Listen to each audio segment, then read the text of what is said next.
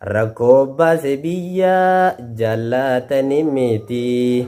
biyya bahuuf rakkoo bahuus dalabaati irraa naftu hogguu ayyaala mitooti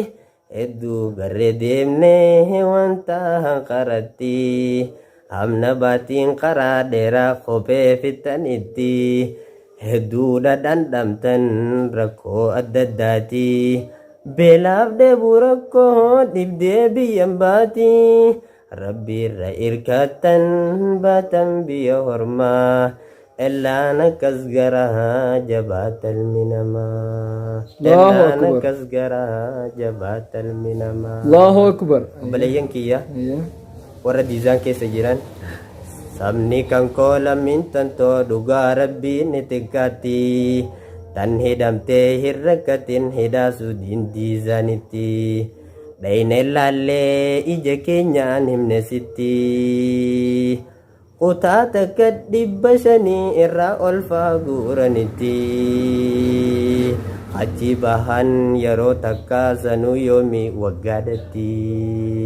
falli isaanii gaaf tokko maani hiikamaa ellaan akkas garaa jabaatalmi namaa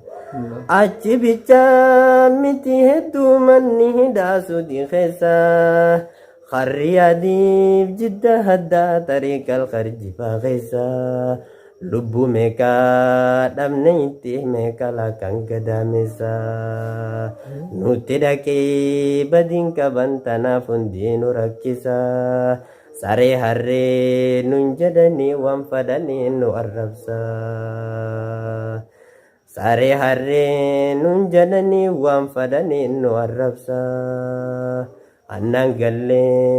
annaan gallee walitti hin qabnu diinummaa ellaan akkas garaa jabaatalmi namaa tanaaf obboleeyyan kiyya ulii gahee lammii tantoo biyya ormaa halakkifnu hanga feetee haa hiyyoomtu biyya teenya haa hojjennu hanga feetee haa hiyyoomtu biyya teenya haa hojjennu gahee ulii biyyaa baanee bahar keessatti hin dhumnu akkan taane lubbuun dhabnu qurxummiidhaan hin nyaadamnu obboleeyyan kiyya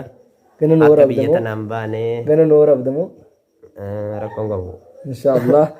hawara inshallah asumaan waan gana ol kaayatanii jiranii isinii mani